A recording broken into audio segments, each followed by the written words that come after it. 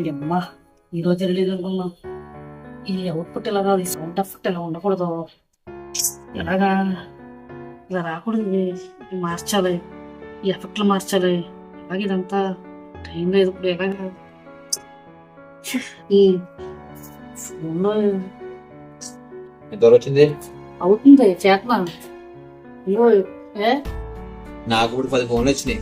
ఏం చేయాలి నువ్వు సరిగ్గా సమాధానం చెప్పకుండా ఉంటే? నాకు 10 వచ్చినాయి, ఇక్కడ నేను ఇస్తేనా?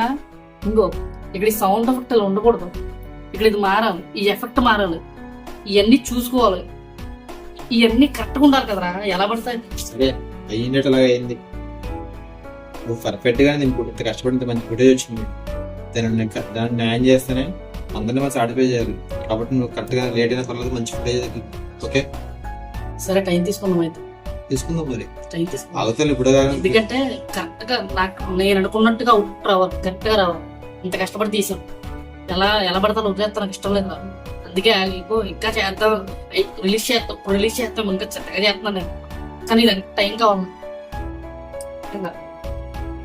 మీరు అనుకున్న దానికంటే బాగా, చాలా బాగా మేము ఏదైతే అనుకున్నామో, ఎలా అయితే ఎంత క్వాలిటీగా అయితే తీసామో, సౌండ్ ఎఫెక్ట్ల దగ్గర నుంచి ఎఫెక్ట్ల దగ్గర నుంచి అంత కరెక్ట్ గా పూర్తిగా ఎడిట్ అయిన తర్వాతే మా షార్ట్ ఫిల్మ్ మేము ముందు పెడతాం.